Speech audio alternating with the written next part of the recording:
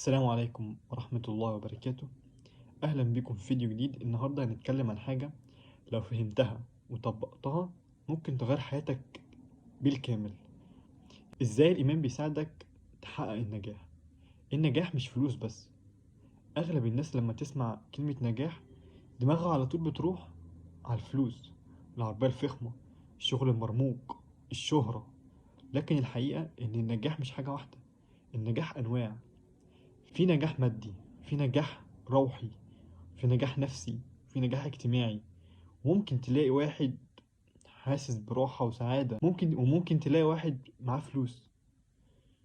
فلوس الدنيا كلها لكنه حزين مش مرتاح.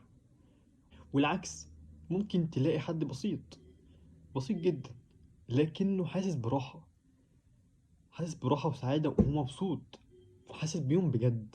الإيمان بيلعب دور كبير في نجاح الإنسان، لأنه بيكون مصدر وقوة داخلية وثبات، بيخلي الإنسان ثابت وقت الشدة. الإيمان بيديك هدف ومعنى لحياتك. اسأل أي حد ناجح هتلاقيه عنده رؤية واضحة لحياته، عارف هو عايز يوصل لإيه، وعنده سبب قوي يكمل عشانه. وهنا بقى بيجي دور الإيمان، لأنه بيديك هدف اسمي، مش مجرد جمع فلوس أو منصب، لكن هدف يخليك حاسس إن حياتك ليها قيمة. لما يكون عندك إيمان بالله بتعرف إن أي حاجة بتعملها في الدنيا ليها معنى، حتى لو كانت حاجة صغيرة. طول ما نيتك صادقة بيديك قوة نفسية وقت الأزمات. الحياة مش سهلة إطلاقا، كلنا بنمر بفشل، إحباط، صدمات. أوقات بنحس إن الدنيا قفلت من كل النواحي وكل البيبان قفلت في وشنا. لكن الفرق بين الشخص اللي بيكمل واللي بيستسلم هو القوة الداخلية. الإنسان المؤمن عنده يقين إن كل حاجة بتحصل أيا كان إيه هي خير ليه. في الأول في الآخر هي خير، حتى لو مش فاهمها دلوقتي بيبقى حاطط في دماغه آية جميلة: فإن مع العسر يسر، إن مع العسر يسر. يعني أي أزمة بتمر بيها لازم وراها فرج، بس المهم تصبر وتكمل.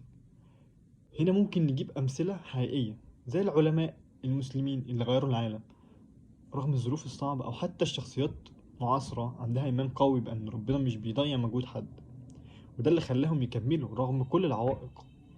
من أعظم الأمثلة على كل ده هي قصة النبي صلى الله عليه وسلم في الهجرة، لما خرج من مكة وهو مهدد بالقتل، والصحابة كانوا في حالة ضعف، ولكن عنده يقين قوي بأن النصر جاي. وقال لأبو بكر: ما ظنك باثنين الله ثالثهم. وبالفعل رغم كل الظروف الصعبة انتشر الإسلام، والحمد لله على نعمة الإسلام. لازم تتوكل على الله، بس خد بالأسباب. الإيمان مش معناه إنك تقعد مستني الرزق ينزل عليك، ده مش كده، لكن إنك تسحب كل طاقتك وعندك يقين إن ربنا مش هيضيع مجهودك. خليك مرن، خليك مرن مع الفشل. مش معنى إنك وقعت إنك تفشل، بالعكس، كل الناجحين وقعوا أكتر من مرة، لكن كان عندهم إيمان إن ده مجرد مرحلة مرحلة مش نهاية الرحلة. استحالة الفشل يكون نهاية الرحلة. رابط نيتك مع ربنا، خلي نيتك مربوطة بالله.